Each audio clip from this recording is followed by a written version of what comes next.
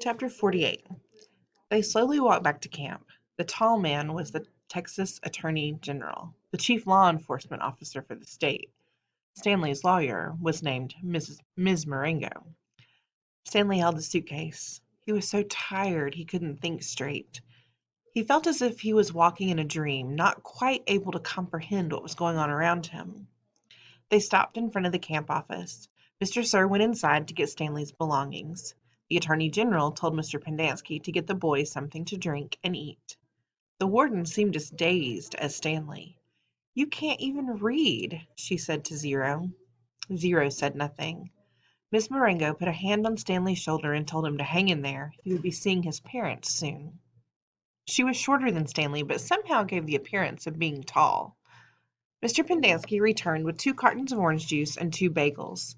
Stanley drank the juice, but didn't feel like eating anything. "Wait!" the warden exclaimed. "I didn't say they stole the suitcase. It's his suitcase, obviously, but he put my things from my cabin inside it." "That isn't what you said earlier," said Miss Marengo. "What's in the suitcase?" the warden asked Stanley. "Tell us what's in it, then we'll open it and see." Stanley didn't know what to do. "Stanley, as your lawyer, I advise you not to open your suitcase," said Miss Marengo. "He has to open it," said the warden. "I have the right to check the personal property of any of the detainees. How do I know there aren't drugs or weapons in there? He stole a car, too. I've got witnesses." She was nearly hysterical. "He is no longer under your jurisdiction," said Stanley's lawyer. "He has not been officially released," said the warden. "Open the suitcase, Stanley." "Do not open it," said Stanley's lawyer. Stanley did nothing. Mr. Sir returned from the office with Stanley's backpack and clothes. The Attorney General handed Miss Marengo a sheet of paper. "You're free to go," he said to Stanley. "I know you're anxious to get out of here, so you can just keep the orange suit as a souvenir, or burn it, whatever you want. Good luck, Stanley." He reached out his hand to shake, but Miss Marengo hurried Stanley away. "Come on, Stanley," she said. "We have a lot to talk about."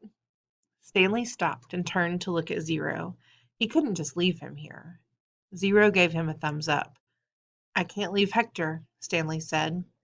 "I suggest we go," said his lawyer with a sense of urgency in her voice. "I'll be okay," said Zero. His eyes shifted toward Mr. Pendanski on one side of him and then to the warden and Mr. Sir on the other. "There's nothing I can do for your friend," said Miss Marengo. "You are released pursuant to an order from the judge." "They'll kill him," said Stanley. "Your friend is not in danger," said the Attorney General.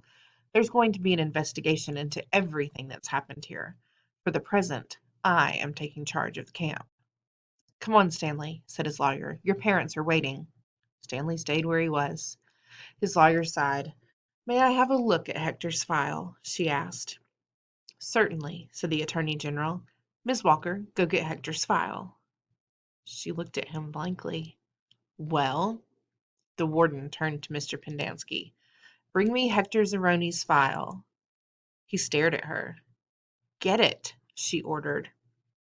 Mr. Pendanski went into the office. He returned a few minutes later and announced the file was apparently misplaced. The Attorney General was outraged. "What kind of camp are you running here, Ms. Walker?" The warden said nothing. She stared at the suitcase. The Attorney General assured Stanley's lawyer that he would get the records. "Excuse me while I call my office." He turned back to the warden. "I assume the phone works?" He walked into the camp office, slamming the door behind him. A little while later he reappeared and told the warden he wanted to talk to her. She cursed, then he went inside. Stanley gave Zero a thumbs up.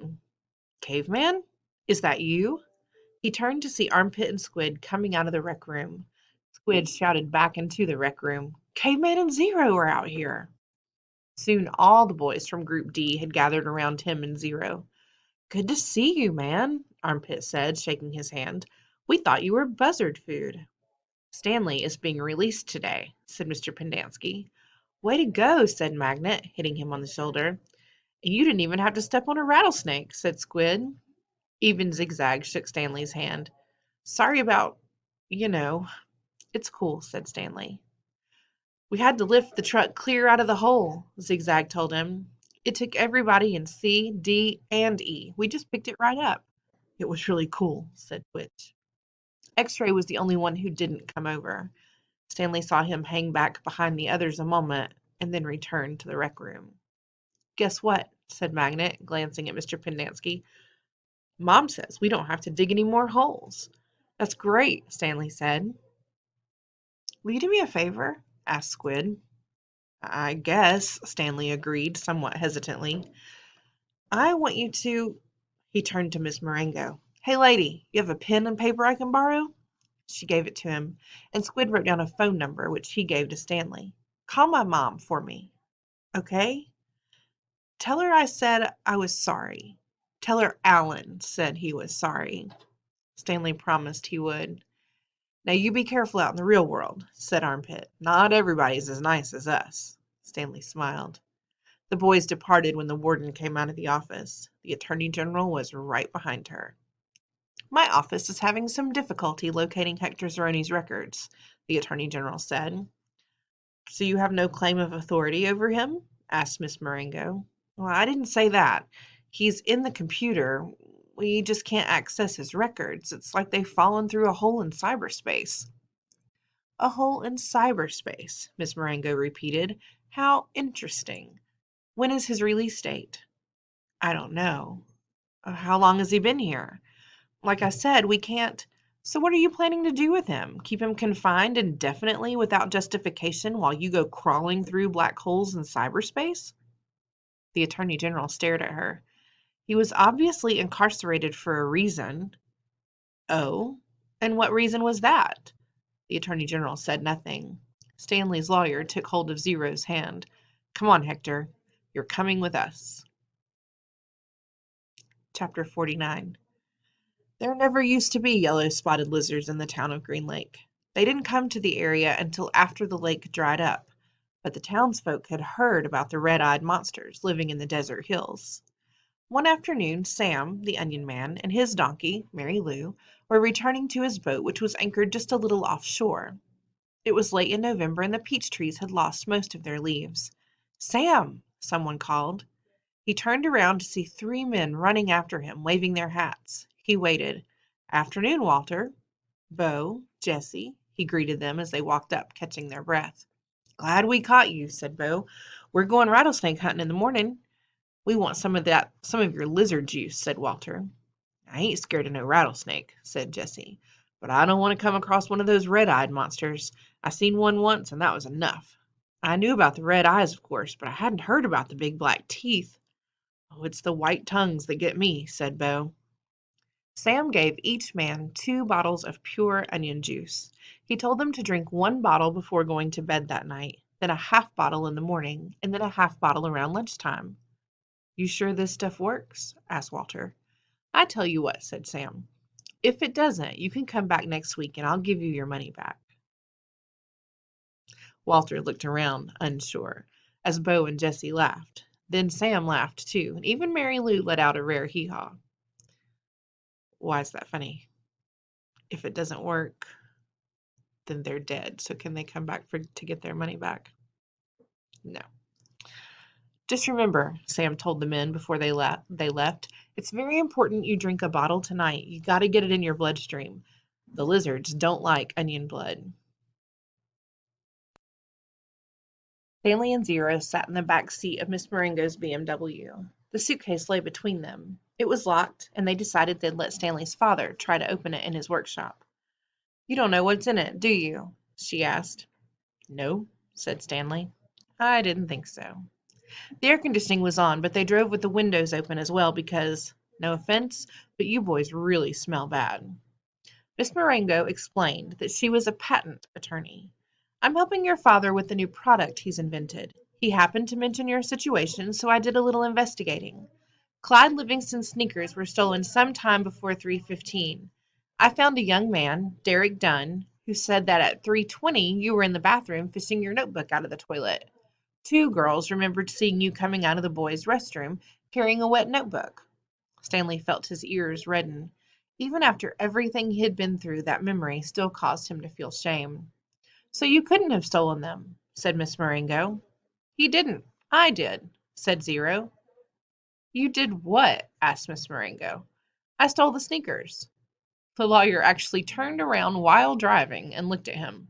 I didn't hear that, she said, and I advise you to make sure I don't hear it again.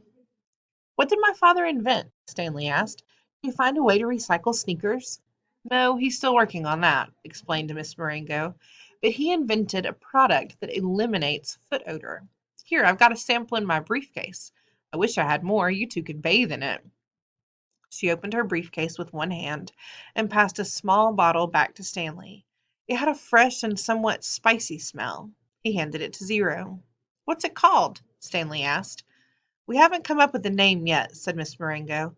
It smells familiar, said Zero. Peaches, right? Asked Miss Marengo. That's what everyone says. A short while later, both boys fell asleep. Behind them, the sky had turned dark, and for the first time in over 100 years, a drop of rain fell into the empty lake. We know why the lizards didn't bother Zero and Stanley. If Sam was selling pure onion juice to keep the lizards away, and lizards don't like onion blood, and the boys had been eating 20 onions a day for a week or more, they definitely had onion blood. So that answers that question. And I find it also interesting that the thing that Stanley's father has created to get rid of foot odor smells like spicy peaches, when we know that Catherine Barlow has a definite connection to spiced peaches. I also find it very interesting that Kate Barlow's treasure that Stanley and Zero dug up had Stanley's name on it. You figured that part out?